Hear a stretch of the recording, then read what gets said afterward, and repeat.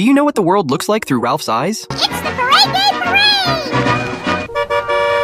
Near the roadway, your antics inconvenience hundreds. Hooray for parades! Your antics delight one and all. So he's not stupid at all. In his eyes, the world is incredibly colorful and full of wonder. My eyes told me a secret. The next day after school, Ralph excitedly shared with everyone what he had seen the day before. He now knew what was behind that endless fence. Yay! The big hedge, as in the big hedge? No one knows what's behind that thing. No, it's the best playground ever. So everybody followed Ralph to check it out. But when they got there, no one knew how to get in. Bart said he'd seen Homer do it this way before.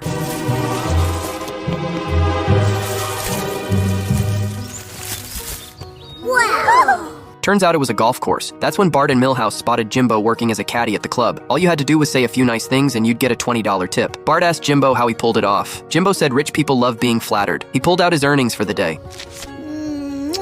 Look away, pervs! Bart and Milhouse immediately went to apply. As luck would have it, the course was short on caddies, so they got hired on the spot. Bart had never sucked up to anyone before, so he had no idea how to be a good caddy. Milhouse volunteered to show him how it's done, but he picked the wrong golfer. Dang! Looks like I got the handsomest golfer in the whole damn club.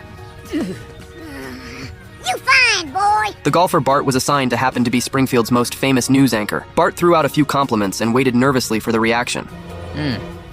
Fortunately, he passed the test. Little by little, Bart got the hang of it. He told Brockman he really loved watching his news broadcasts. Brockman let his guard down completely and even started talking to Bart about his mistress. The whole round was actually pretty fun, and Bart happily pocketed his very first tip. Milhouse, on the other hand, You the man! Muzzle your nonsense, imbecile! Said the man! when Bart got home, the whole family was proud of him for finding a job. He put his earnings on the table. Not wanting to lose face, Homer pulled out thick wads of cash, too. Bart wanted to feel how heavy it was, but the rubber band snapped. What was inside was just paper wrapped around a few bills. Homer was utterly humiliated. That day, Marge came to the golf course to visit Bart, but all she heard was her son constantly flattering the rich golfers. It really threw her off. She asked Bart why he was acting like that. Bart said that's what rich people like to hear. Marge still couldn't stomach his behavior, so Bart showed off his new skills. He started sweet-talking Marge herself. You are the shining star that guides this family through the darkness. Oh, aren't you sweet? Why don't we stop by the skateboard store on the way home and I'll buy you...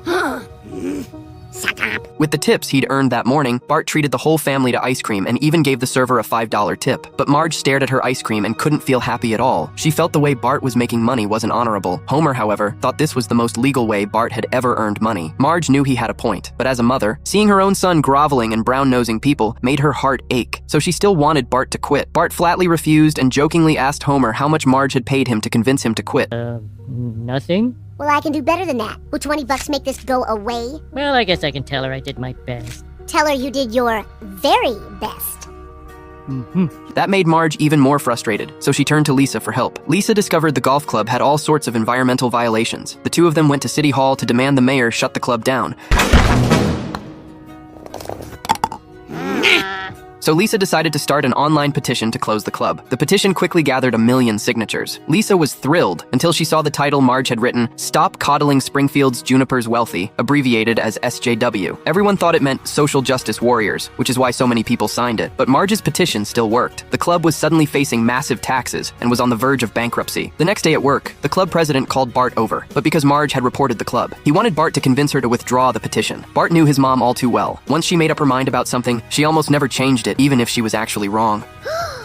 That's why she's still married to my dad. The president casually complained about how charities and churches don't have to pay taxes. That gave Bart a light bulb moment. Turn the golf course into a religious facility, so it would be tax exempt. The president called Bart a little business genius. And just like that, the golf club was reclassified as a religious center. Now it enjoyed tax exempt status. Things were a bit different now. Before every swing, players had to pray. And Bart could keep making money. Marge was heartbroken. She decided to have a serious talk with Bart. Deep down, she admired his talent, but she didn't want him to lose his childhood so soon. I'm not gonna suck up forever, just until I'm rich. Then other people will suck up to me. Bart asked the president if he wanted to play around, but the president's attitude was ice cold. The threat was gone, so Bart was no longer useful. Bart was furious. He swore that one day he would become a member here, but the president just laughed at him.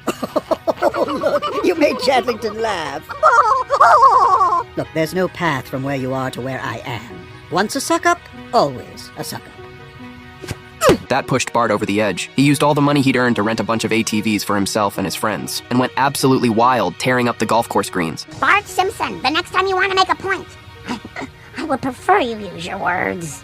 The president didn't even flinch. Fixing the turf was just a matter of spending some money. But what Bart was doing could land him in jail. Just then, the police showed up. They didn't arrest Bart. They arrested the president instead.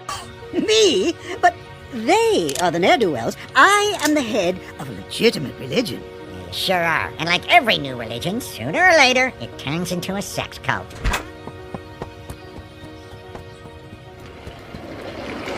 In your case, it was really sooner.